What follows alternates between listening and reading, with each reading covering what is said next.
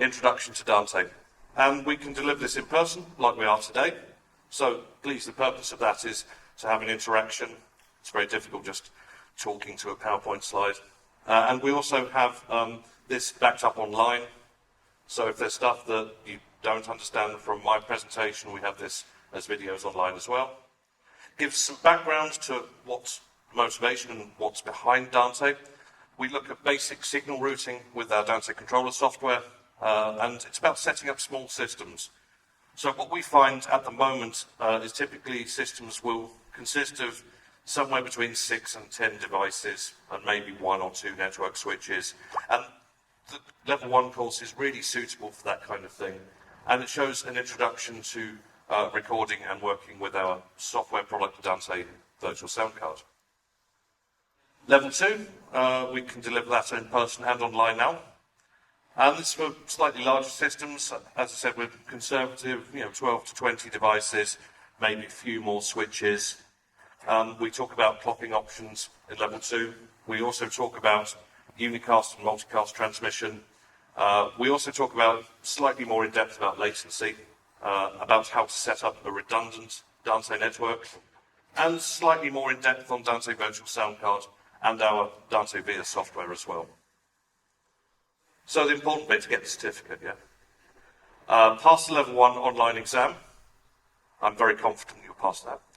And then level 2, you can pass the online exam, and there is also an online simulator now to replace the hands-on event system. And with the simulator, all I would say is just make sure you follow the instructions line by line on the screen, and then everything will be okay. Whilst you could do it and it would work, the simulator is a bit stupid. So just follow it through the process, you'll be good. So an introduction to Dante. So Audinate, the company behind Dante, is an Australian company headquartered in Sydney, Australia. And the company was started, officially the company started in 2006. But before that, in 2003, our 5 founders who had worked with advanced telecommunication systems, mainly for the Motorola company, were working at a government research institute called NICTA at the time in Australia. It's changed its name a few times. And they investigating doing this uncompressed audio over IP with very high synchronization. So they've been working in advanced radio communication systems, so they understood the synchronization part, but for things like telephones and military walkie-talkies, you don't need high-quality audio. So they decided to take the challenge a step further and start building suitable stuff for recording studios. As a result, it's the National ICT of Australia, so that would have given you a clue that maybe they're a bunch of computer scientists. And Audinate's founders and indeed most of our R&D staff are network engineers and computer scientists. There are not very many audio people in the company.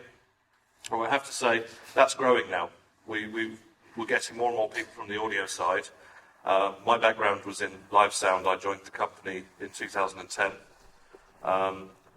But we're getting more and more people from audio research sides of things as well as computer science as we grow the business, which is good fun because now there's more of us that understand the problems of audio people. We can help to educate our computer science colleagues, which is always good fun.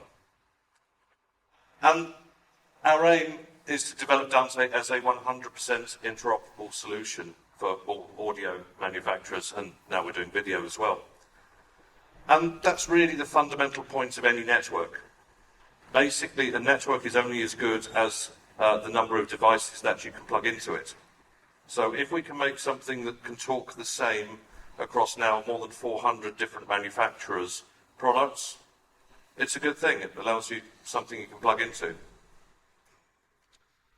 So how we do this and how we achieve that interoperability is we make all of the Dante technology ourselves.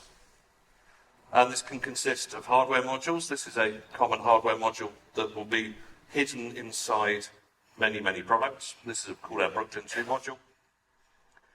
We make development tools as well.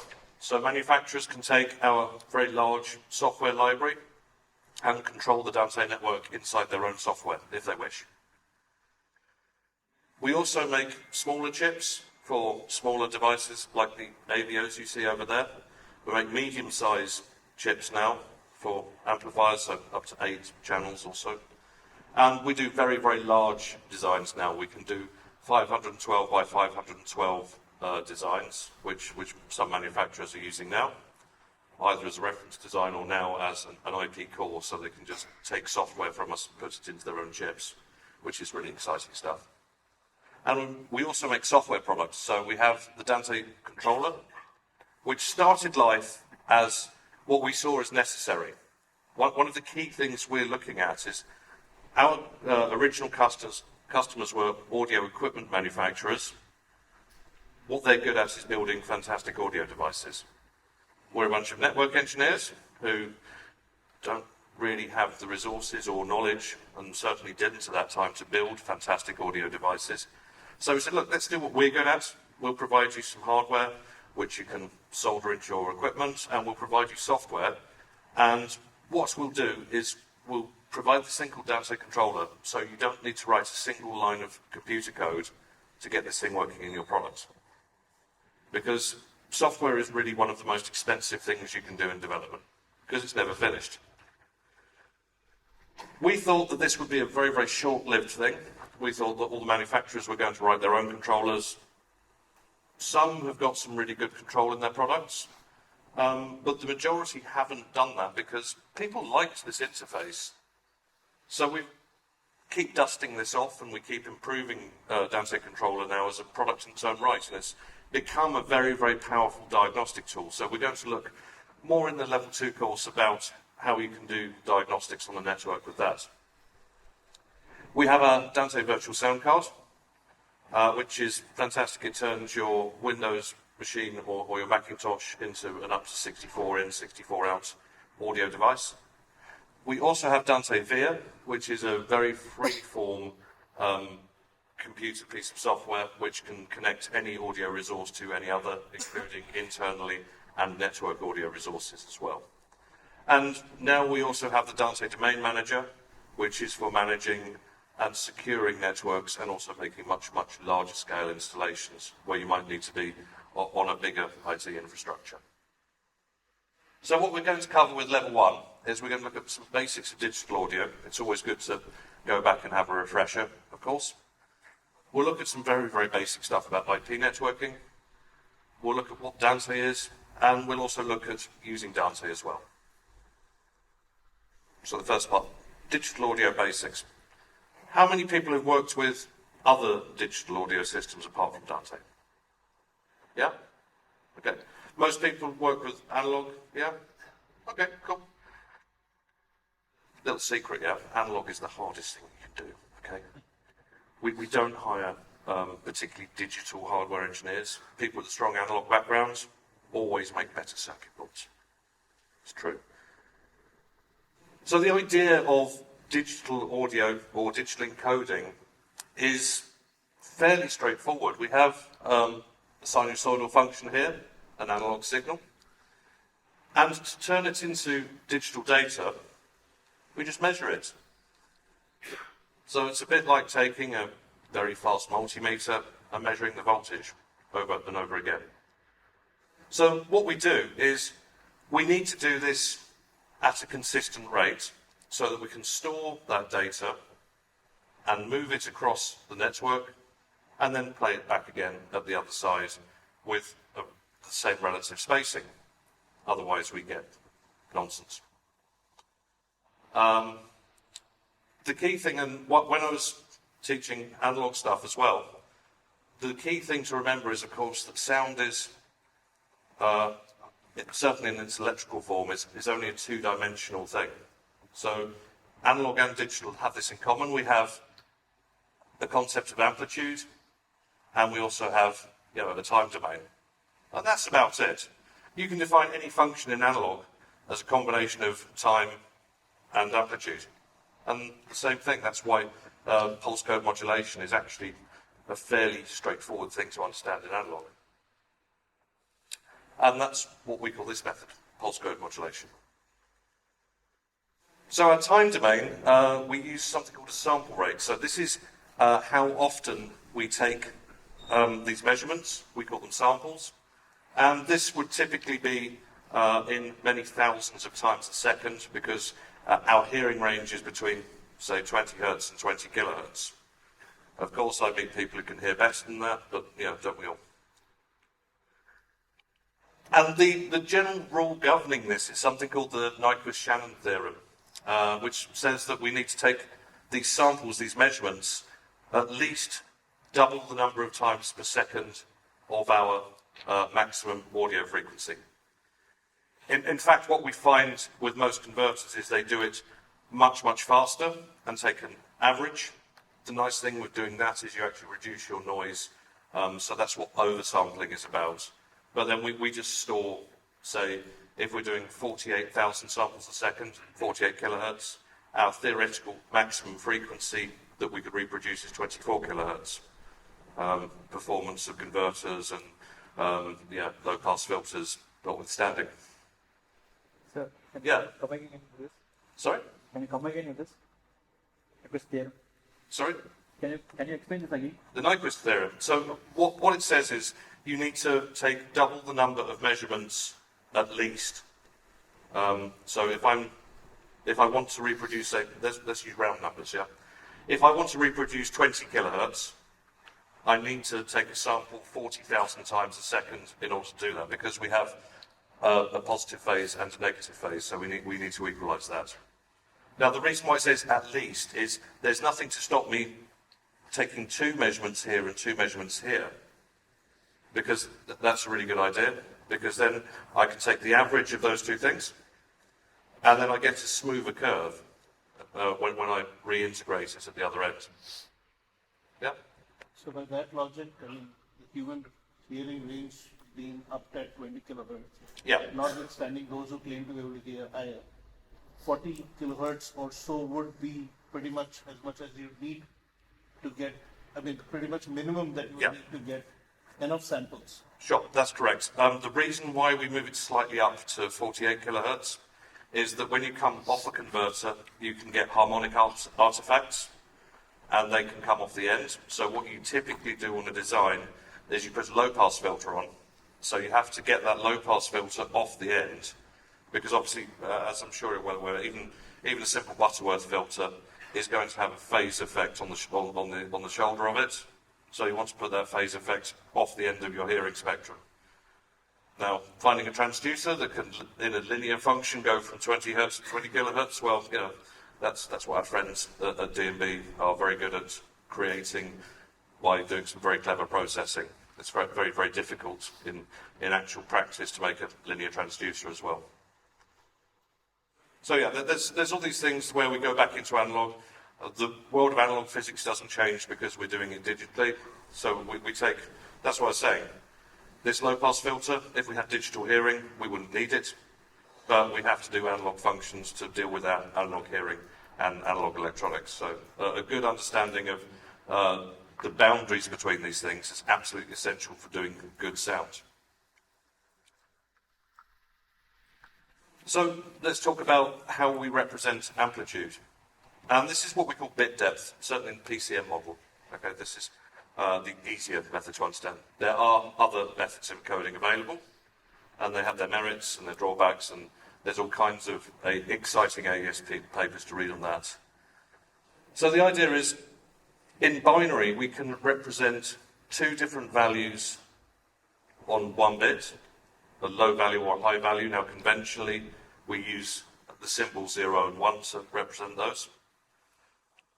Most professional audio is done at 24 bits, so nearly 1.7 million different values, which we can encode on 24 bits. CD audio with 65,536 gives you the theoretical dynamic range of the human hearing. But as we all know as sound engineers, headroom is really important, because you never know when the artist is going to shout or do something completely unpredictable. So recording live at 16-bit, I used to do it. It's really scary because you're trying to record as hot as possible, and then someone makes too much noise and it wrecks your recording. So 24 bits is great because you have that comfort zone and headroom. And some people record at 32 bits, which is 4.3 billion different discrete values there. There aren't many converters that can represent that back into analog. That would be really hard. It's not impossible, but there are some people who can do it. But whether you can hear it or not, you know. So what this gives us is potentially more accuracy. If we have 16 bits, we're playing with fire. 24 bits is comfortable. 32 bits is extreme. So this is just an idea. If we're looking at the same sinusoidal function, we're taking fewer samples here, and we're using a lower, what we call resolution, for our measurement, so we get a much more blocky picture. And as we move towards much, much higher sample rates and much, much higher bit depths, we actually have less variance between our samples, and it's much easier to integrate back between them to create a smoother curve. So we should use the maximum number of samples and the maximum number of bits, yeah? Well, of course, you don't get something for nothing. The more data we use, the greater our data rate. In the kind of networks we're dealing with, our data rate would equate in a very linear relationship to the amount of bandwidth that we're using. And generally, how we implement this on real existing physical devices is that if we go to a higher sample rate, we tend to reduce the number of channels available on that device because we have to reallocate resources inside that device. More samples means we have to use more memory, and there's only a certain amount of memory inside a device. That kind of begins to change a bit as we go for very, very much bigger devices. So something like a Windows PC could potentially have a huge amount of memory in it and could potentially have a lot more space for doing more channels, of course. So whilst this is something more typical of embedded hardware, and you'll see this with older things like MADI and AES3 and most Dante devices because of how the interface works, this is becoming less and less true over time. It's what you'll see in general now, but then you'll see some exceptions and you'll think, oh, why is it like that? Well, it's just to do with resourcing. And as the price of silicon comes down, everything gets better. Yeah? So we can calculate bandwidth usage, or more accurately, data rate, by taking our sample rate, multiplying it by our bit depth, and then multiplying it by the number of channels we're using. So, for example, if we have 64 channels of PCM audio at 48 kilohertz and 24-bit sample rate, we end up with a data rate of about 74 megabits per second, raw data. We also have to do things to make sure that it's being sent to the correct destination, so we have to put an address on that. We also have to make sure that we know where the start of the data is in terms of where the start of each sample is for clocking. So that takes up some more data, which we call overhead. And on a network running 64 channels, that's approximately 96 megabits per second as a data rate in total, which is fantastic because that's less than 10% of a gigabit Ethernet link. And that's one of the key things. This is one of the key things to remember. We were lucky that we had such smart people to start with back in 2003. But probably the most important thing that happened from our point of view was that in 2003, gigabit Ethernet was beginning to get inexpensive. Beginning. Now, in 2019, gigabit Ethernet costs nothing. I mean, seriously, I'm picking up 5-port switches from China, which I can run 700 channels of audio on, no problem. And they're smaller and cost less than a packet of cigarettes will in the UK. Cigarettes are expensive, though. And, yeah, it's become commodity. And that's great. It's a really, really nice thing because we can carry very safely about 512 channels of audio in each direction on each gigabit link. And 512 channels of audio is plenty. How many people have more than 512 channels on their multi-core? I never did. I think the biggest recording I ever made, we actually did 590 channels on one show, which was absolutely nuts. But yeah, that's the exception rather than the rule, of course. So it's safe. It's really good proportion for audio in terms of doing PCM audio on a network. Great.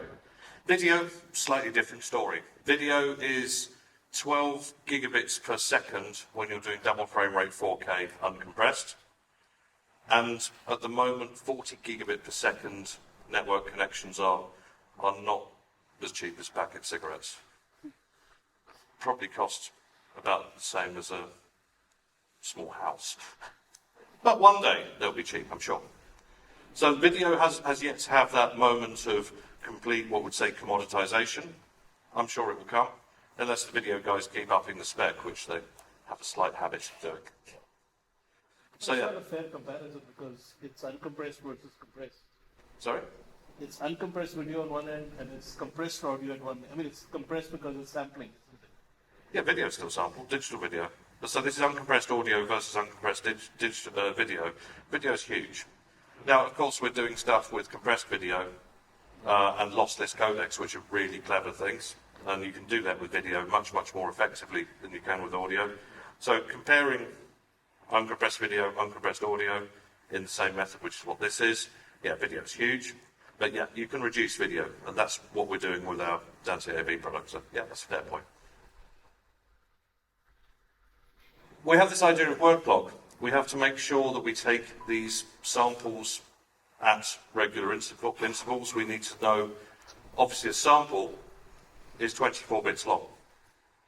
So that word is those 24 bits that describe that digital data value. And we have to say, start now, start now, start now, start now. And that's what our word clock does. Has anybody done anything with, transistorized memory? Yeah, so that's what clocking does. Clocking says we're going to store that data right now. And if I want to do multiple storages, if I have multiple microphones, it's a good idea to store that data at the same time so we get coherence when we're trying to build a wavefront. So word clocks are important for synchronizing together multiple devices. So it's important that it's consistent. We need to make sure that the data is read at the same time at different devices so we can actually create. So we've got two speakers here. We want them to be in phase with each other on the data plane, otherwise it would sound very strange, as I'm sure you're well aware. Which is why we have a single master clock device for all of the devices in the system, that we have to have a single point of reference. Maybe wrong, maybe right, but it's the boss. So jitter.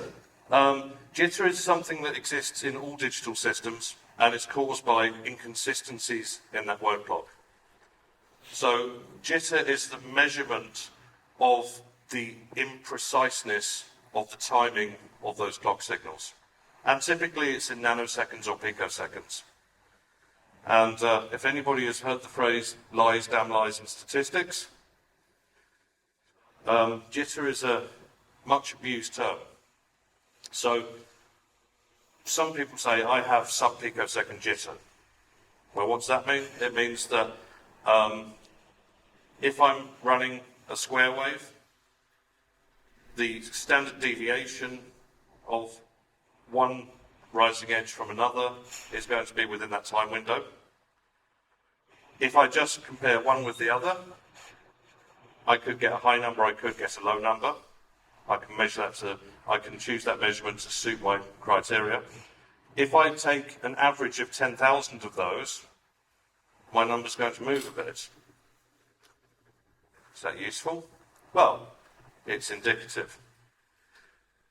We're human beings, we're trying to deal with timing audio.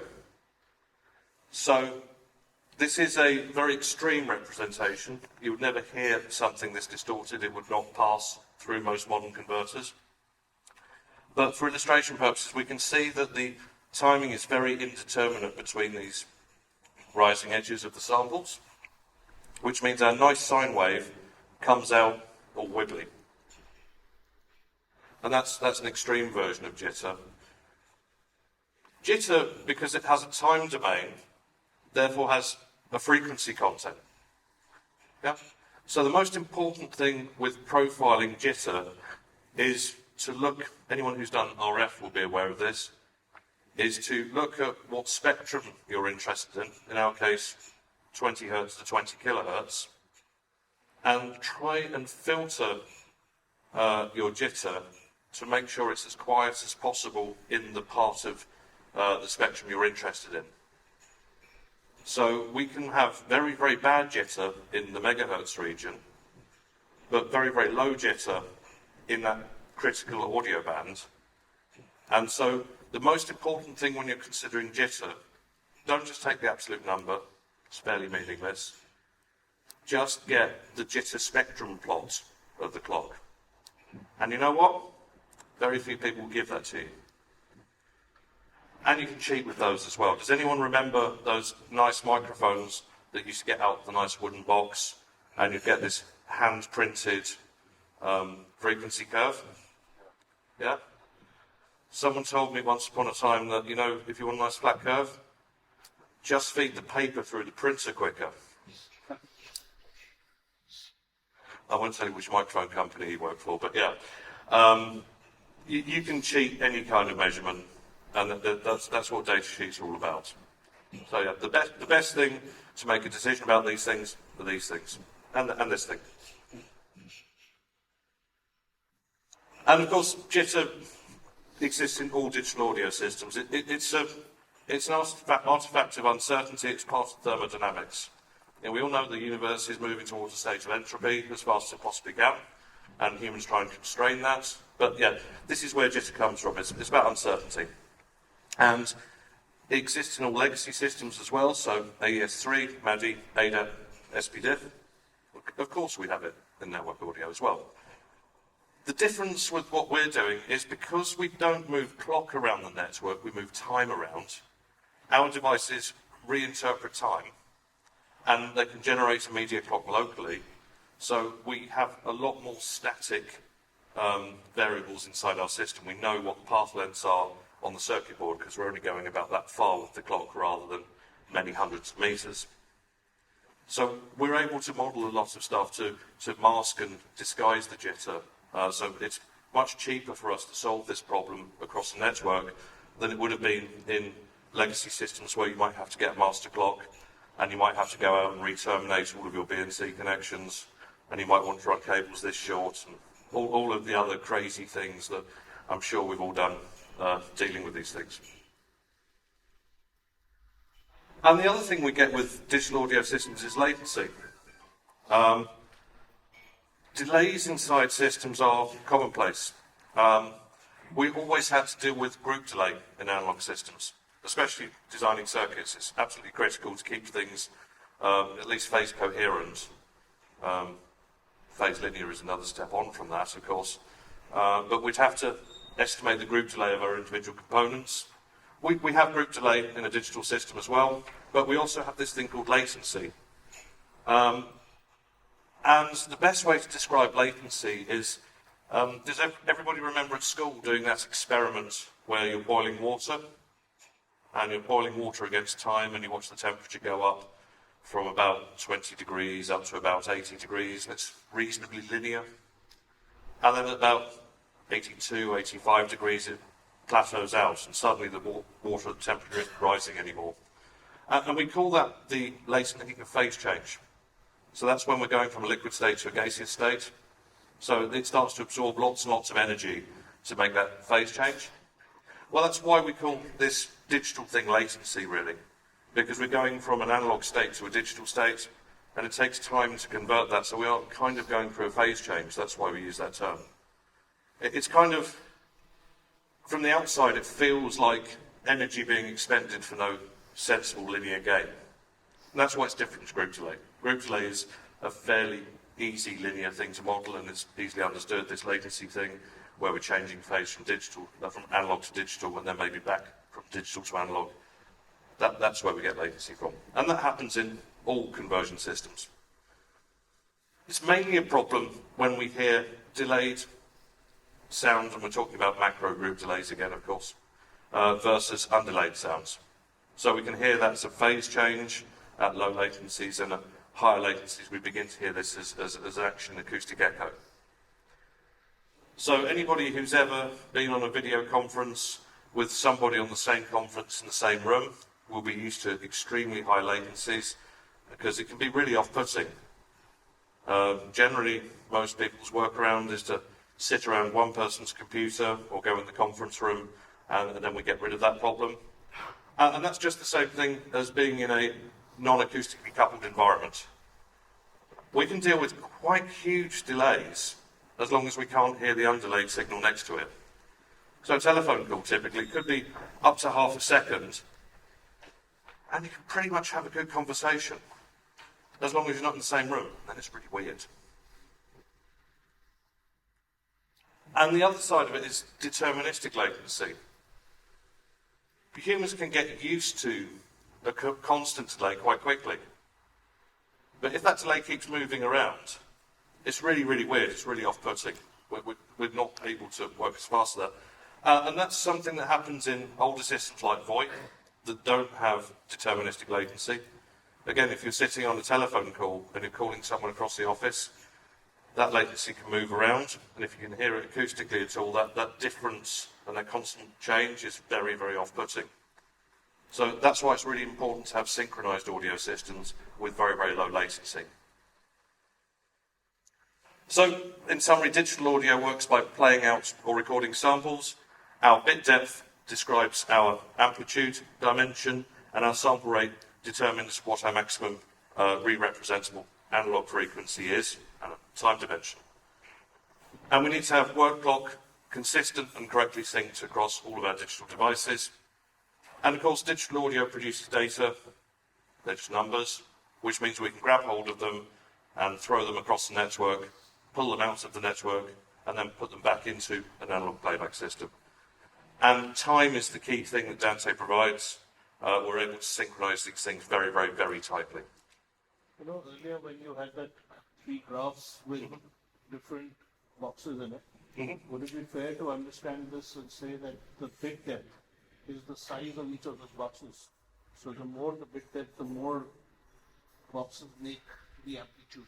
Yeah, that's correct. So basically And the width is the sample rate. Yeah, so that's our time domain versus our amplitude domain. So yes, our amplitude is our bit depth, and our time domain is the number of slices. Yeah. So how much do I need to know about networking for Dante? Well, the good news is not very much. Has everybody run into a corporate IT department here? Yeah? That can be good fun sometimes, can't it? One of the cool things is audio engineers actually make very, very good network engineers. Please don't quit your jobs. When I was first doing Cisco network training about 12 years ago now, I was in a class with a bunch of guys who worked in banking in the City of London. And part of the class was the teacher would come around and break your network. Everyone had an individual lab. So you go for a coffee and the teacher would come and do something nasty to your network, and then your job would be to fix it. You'd sit down, okay, right, fix it. Okay, it's done. Then you've got these guys from these banks who learn all these clever algorithms and all this stuff. They're going, oh, I've just done this amazing class. And we have a phrase in England, if you have a hammer, every problem becomes a nail. Yeah? Sometimes you've got a screw, get the screwdriver out, that's much more appropriate. So my testing methodology for fixing networks was signal flow. Point A to point B to point B to point C, C to D, D to E. Just follow it through from beginning to end, and then you'll find the problem, normally just by doing a quick ping all the way through.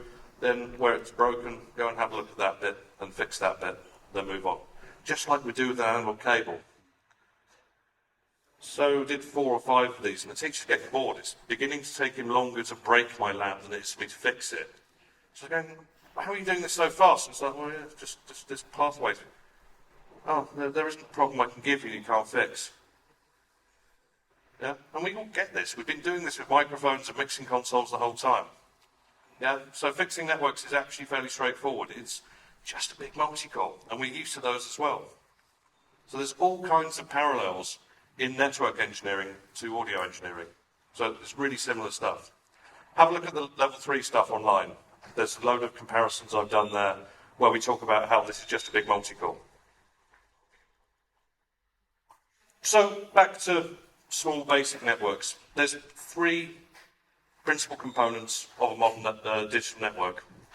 We've got things that get connected, so mixers, microphones, loudspeakers, DSPs. We have things that connect them together, which would be switches for multiple devices, and cables, of course. Now, of course, most people here are from analog, and that's totally fine. So we care about cables, okay? What kind of cable do I need for Dante? Well, from our point of view as a technology creator, just get good quality computer networking cable. So that means get something that's gigabit rated, so Cat5e, Cat6. Remember that to comply with these standards, your maximum cable length is 100 meters per run.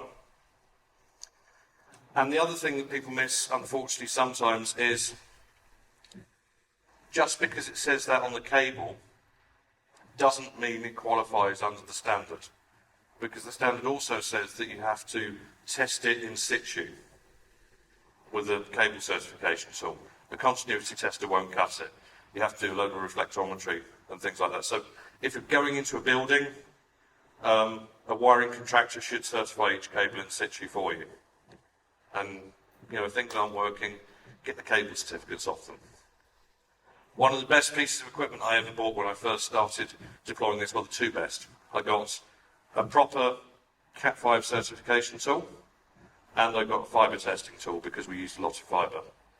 And the fiber testing tool saved us from getting fired so many times. Because we just put it on the fibers leaving the warehouse, and occasionally it would catch a fiber that was just about to fail, pull it off the truck, put one in that works, because of course everybody gets fired for bad cabling, don't they? It's terrible. So, what about Wi-Fi? People talk about wanting to do things wireless, which is fantastic. Wi-Fi is slightly different to Ethernet. It's got loads of clever stuff built in at layer 2 and layer 1 of the OSI model to make it actually work or appear to work. And some of these things to make it possible to have many, many Wi-Fi networks in the same place will distort the timing characteristics. So Dante doesn't work over Wi-Fi. It's also less reliable than wired Ethernet because it will drop packets because of what it does in time. So we can't do Dante audio over Wi-Fi. But it's okay for Dante controller only. That works just fine. People talk about fiber. Yeah, of course, fiber's fantastic. That's how we move across continents with this stuff, how we move between cities, how we work in large buildings. And also, I should say, I was talking to a friend in the Middle East a few months back, and he said, well, I'm a bit nervous about using this on live shows because I don't like the idea of putting a Cat5 between my front of house console through the audience into the stage. I don't like that idea either. Cat5's horrid cable for doing that with. I concluded really, really early on working in touring that fibre optic was much, much better for that. So if anybody's played with, got the Digicode systems, those military fibres, fantastic. That's one of the best fibre connectors for my money going. So I've always converted everything to fibre and used the military grade cable. It can bend, it can stretch, it's waterproof. It's much more suitable than office grade Cat5, certainly for an audience. When I first spent all of the money and put this huge fibre system in, if you go back in time, you can still see this fibre system on Google Earth. If you look at London's Hyde Park, you can see the fibres running around on the ground. And we'd laid all this fibre out, covered it with protection matting, and the first thing that happened was a truck drove over it. I was, oh, well, it's still working. It's cool. Which was good, because then 14 more trucks drove over it, and it was still working. And then someone put a generator down on top of it, and it was still working. So we're pretty confident by then. So 3 years later, on the same site, and we got the security camera footage of this. They wanted to clean all the garbage up from this festival site overnight, because it's not nice for the customers to come the next day and be waist deep in old beer glasses. So they got this big truck, big vacuum cleaner truck with those big brushes that whiz around, flipped over one of the mats, grabbed hold of one of the fibres, wound the fibre around the brush, and this was going out to a delay tower, so a fairly substantial amplifier rack, twice the size of that, probably 300 kilos, and it lifted the thing into the air, and this amplifier rack was hanging between the fibre and the cables on the delay tower. We saw this on the video, and the guy gets out of the truck, untangles the fibre, hides it under the stage, and drove away. We were running 4-core fibre. Only one of the cores broke. It's really, really strong stuff. And now, of course, we changed it because it's only rated for 190 kilos shock, and it had a lot more than that put on it. I'm actually surprised the panel stayed in the rack, but it did. And yeah, so this is really, really strong stuff. I'm very, very confident with fibre optic here. And of course, it has the advantage it can do much, much greater distances. You can go for 10 kilometres very easily with it. You can go for hundreds of kilometres for slightly more investment. But of course, you require fibre optic modules or switches with SFP or SFP plus modules in it to achieve that.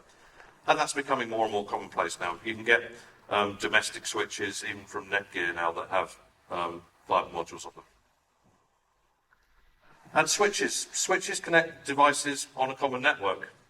You can get very small ones, like I was saying, the ones that cost about the same as a packet of cigarettes in the UK, up to very large ones. We can get 48-port switches, which is about so we can really fit into one rack unit.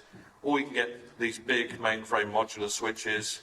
We're dealing with a client that has 400 switch ports in one mainframe switch. They've just wired their entire building as a big star network because nothing's more than 100 metres away. It's really, really efficient. Their parent company may or may not have a good relationship with a major switch vendor as well. That kind of thing helps. And a switch, if you look at your networking dictionary, a switch is a device that segments collision domains. Which is very nice words, but what does that mean? Well, what that means is we have to be able to have as much data coming in and coming out of every port at the same time at the maximum data rate, so we don't get data crashing into each other. And that means if I have a 10-port switch, like this one here, that says it's gigabit, I have to have 10 1 gig ports coming in and 10 1 gig ports coming out at the same time, which makes 20 gigabits per second backplane capacity. And that gives us what we call a non-blocking architecture. Now, often switch vendors will make that slightly bigger, because it could be that two packets want to go to the same destination from different sources. So typically, you might find this is over-provisioned slightly, but the baseline requirement is that basic, 2 times the number of ports as multiples the bandwidth. Nowadays, use gigabit or faster switches. As I said, gigabit switches are a commodity, and for audio, that's fantastic. People love to talk about managed or unmanaged switches. I think the main reason is, my confession, the reason why I got into audio is that I used to see these big recording studios on TV, and look at all those buttons you can press. And come on, I'm sure a few people thought that was a cool thing to do, yeah? People love to press buttons, especially in our business. And so the temptation is to get a managed switch, because there's all these things you can change. It's one of those things, please do what I say, not what I do, or at least remember it. Often just keep it as simple as possible. Don't go and change a load of parameters. Basically, the nice thing with unmanaged switches is you can't change stuff. You can plug stuff in and it will probably just work. In fact, it's very likely to just work. With managed switches, hey, there's loads more buttons to press. You can do some really, really clever things. And like I said, the biggest system I put in with no management in the switches had 240 devices on it. The reason why it even ended up at this place was I had a networking expert come in. He changed a load of settings, and there was no sound coming out. This is one of those things where when you meet an IT department, you have to remember that one thing. This goes, my settings are correct. Yeah, there's no sound coming out. I'm going to reset all the switches, okay? I've saved your settings. Right, now there's sound coming out. Oh, but they're the wrong settings. Yeah, we have a difference of opinion here. The right settings in my mind are the ones that make sound come out of the speakers, and the wrong settings are the ones that make the speakers quiet. No, I'm an IT guy. That's completely incorrect. Okay, right. Put it this way. That guy over there's the fire marshal. You don't get a fire safety certificate if the sound doesn't come out of the speakers. So, whether your settings are right or not, this $650 million building won't open if he doesn't sign that piece of paper. I'm still right. Okay, that's good. Don't touch the switch.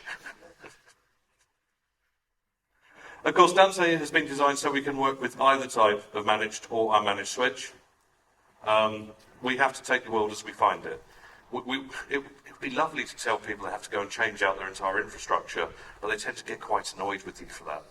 So we've designed it so that we deal with the problems that you might find in the network in our hardware, and we present something to the network that it can carry quite easily, and we can extract it from the other end with no settings, or maybe the right settings, depending on your point of view. Managed switches can be useful, of course, in mixed networks where we have lots of different kinds of traffic. It's really worth, if you're interested in this kind of thing, looking at the more advanced courses like the level 3 course, because that explains how signal flows through a network and how signals are separated at a logical level rather than a physical level.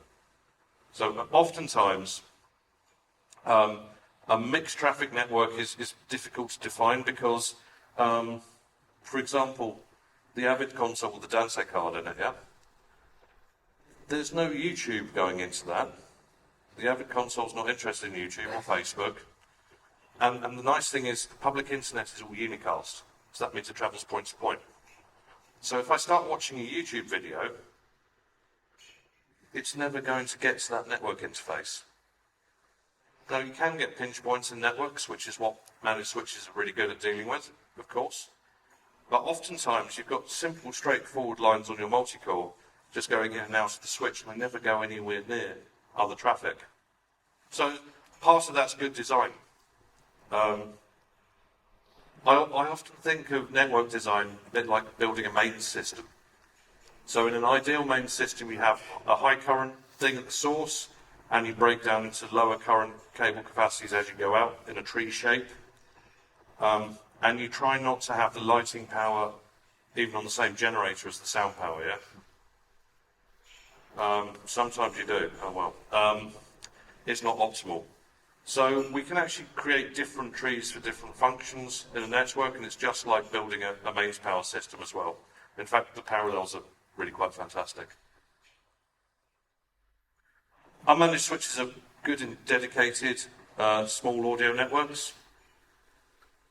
And so we had to try and get something concrete that we could hold on to. We can talk about abstract things and how, under these circumstances this, and under these circumstances that. So we'll tell you something that's absolutely true. If you're using one switch to connect your Dante devices together, and you're only using your network for Dante audio, then it's absolutely true. You don't need a managed switch. We've had people talking about putting quality of service and multicast management into a switch that's only connecting a console to a stage box. Totally pointless. If our networking product was that bad, we wouldn't have sold any of it. We would have been gone a very long time ago. Yeah, honestly, this is absolutely true. And if you can design out from that principle, it's going to be really easy. So one note with network switches, there's this thing called Energy-Efficient Ethernet. And that can be really, really bad for any real-time process. The situation has improved somewhat, because when it first came out, manufacturers were just turning it on randomly. The actual standard says both ends of the cable have to talk energy-efficient Ethernet, and Dante devices don't. So the switch should just ignore it and stay out of energy-efficient Ethernet mode. But that's not true of every single switch in the world. So generally, to be safe, make sure you buy a switch that doesn't have energy-efficient Ethernet on it, or that may be the one reason for using a managed switch, because then you can turn it off. Okay? But there are loads and loads of switches out there that don't have this, and you know, they're inexpensive and work fine. The other thing to consider is network topology. Now, you can make a daisy chain of devices. Of course, one of the critical problems here is if device 2 fails, that means we lose the signal to devices 3 and 4. So a daisy chain topology has that risk in it. You also have an accumulation of data going down the data chain. For small low channel count devices, it's not significant at gigabit speeds. It's mainly the risk of losing this join. A star network topology is much, much nicer. It's a lot more like how we would do the ideal main system. And that means that if the cable here fails between device 3 and the switch, then that's an easy problem to find. A lot less messing around. So this is really the optimal structure to use, if you can. Typically live shows, we know, are completely the wrong shape for data networks. I mean, if we could do it in the round, that'd be fantastic. But some artists like that, most don't. Most people want the stage, proscenium style. So on a single switch, we can actually connect a lot of devices even into a 10-port switch here. We could even get bigger switches to connect more devices in. So this is something approximating a typical meeting room setup. Yeah, we've got some microphones, some radio mics. Maybe we've got presentations or Skype on virtual Soundcard. We've got some speakers and a digital signal processor. It's a normal sized meeting room. And we can join multiple star networks, or what we begin to call a hierarchical network, together by putting switches in the middle. If we look at classic network design, we would call this a distribution switch, and we would call these edge switches. And with multiple star networks, or a distribution network, we can start to connect many, many, many meeting rooms together. Another critical difference between audio and video. People get worried about bandwidth. Audio signals actually, from a data perspective, self-compress, if we think about it. So I have multiple microphones in this room here, going to a DSP, and maybe I want to do a room share. I want to send some audio channels from this room to this room. Normally, I wouldn't send every single discrete mic channel across this switch in the middle. I would create a mix on my DSP and just send 1 or 2 channels. We've immediately reduced our 6 or 10 microphones down to the bandwidth of 1 channel. Now, unfortunately, we can't do that with video, because if I mix video signals together, it looks like some horrendous 1970s pop video. Also, with video, we need to be sending to multiple different receivers, and we have to send every single camera, which is why when we talk to IT departments a lot of the time, they start to think, oh, audio is just like video, oh help, this is horrible. Well, audio is a nice signal profile, because we actually use distribution networks in these kind of situations very, very lightly, as opposed to CCTV systems, which are actually really quite heavy. So there's a critical difference there that sometimes gets overlooked. You can send every single microphone from here to here if you wish. There's nothing stopping you. It's just it might not be so efficient. So in summary, golden rule, always use gigabit switches or better. use Cat5e or Cat6 cable. And if you're going more than 100 meters in a single cable run, fiber's your answer. And you could use managed or unmanaged switches for smaller networks. But Dante only networks with only one switch don't require any management features whatsoever. And of course, you can use the star topology. This helps minimize switch hops. It also helps identify single points of failure in the network much, much easier. It's also a lot more bandwidth efficient in general across the network. And of course, avoid or disable green or EE features. So the main confusion for people when first starting with digital networks is that it's very abstract. In an analog system, I can see the cable. I know what signal is on that cable. I've got a firm idea that that cable is going into that multi-core, which is going over to this patch bay, and then I should be able to pull it out. I say should because obviously we all work in perfectly documented installations where every single cable is perfectly labelled and we know exactly what's going on. Said no one ever. It's very similar in networks, but the connections are now logical. We have a device name, we have the channel name, that travels as a stream of packets, which unfortunately we can't see, down a common cabling infrastructure. But nevertheless, the signal flow is still there. It's just it's abstract, it's in here, rather than something I can pick up and wave around. The nice thing with this is that we can put many different kinds of signal into the same cable. And that's the main point of doing something on an IP system. That means we can have, like on the internet, we can have Netflix running at the same time as looking at LinkedIn. This is a normal user experience, we don't think anything of it. So that's the reason why we decided to add audio to this nice mixture of things. So that's the first reason why you would do stuff over IP. The second reason for doing something over an IP network is that hopefully we can save money on the cabling infrastructure. And everybody likes to save money, right? Oh, okay. We'll just get through this bit, and then, yeah, tea break's a really good idea. And what we do is we chop the data up into packets, which allows us to move this across the cable infrastructure. The reason why this works is that network technology is neutral. It doesn't favour one traffic over another. It doesn't decide that video is better than audio or that YouTube is better than Facebook.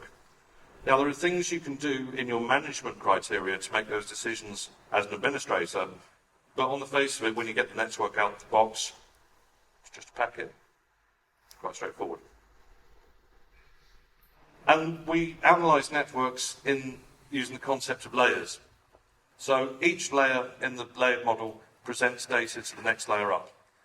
So we start with the physical layer, which is our cables and our plugs. At layer 2, we begin to bring in the concept of addressing. So we have the data link layer where we have hardware addresses.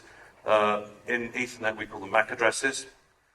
And layer 3 is our network layer, where we begin to put stuff into packets so we can do wider routing across multiple different networks. Sorry. Sure. Oh, that one, yeah. This is all available online, so you can get it from our website as well. Feel free. Okay. So, IP addresses.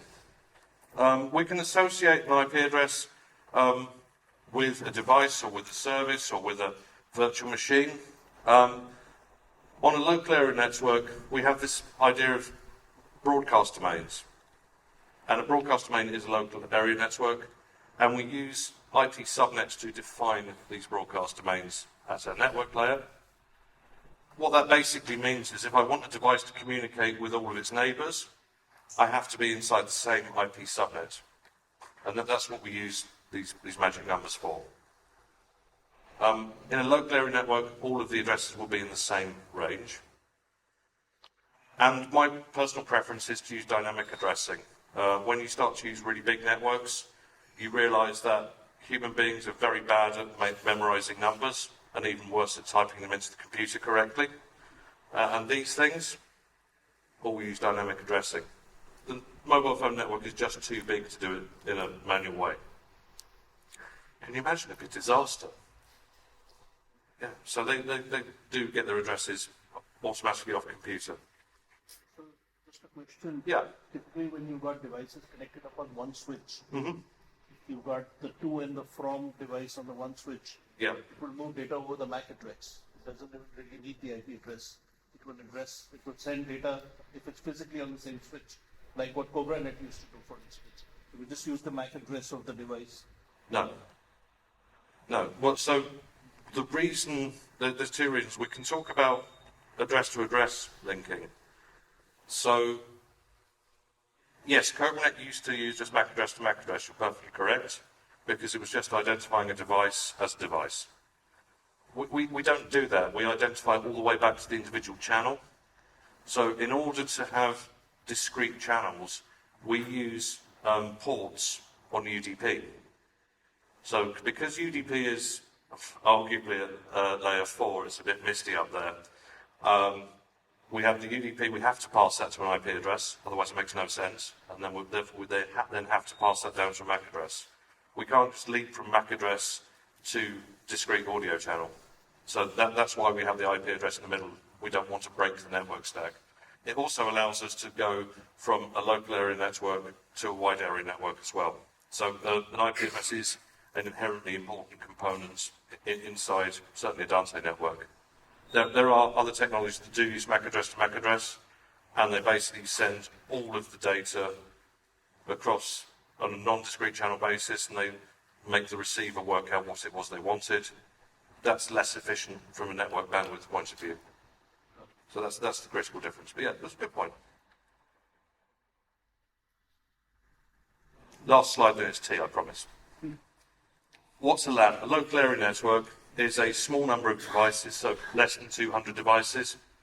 It's very, very reliable, and it's very quick at switching data. As you said, between MAC addresses, ultimately that's what switches do. And all of the devices share a common IP range at the next layer up. And the majority of audio networks are local area networks today.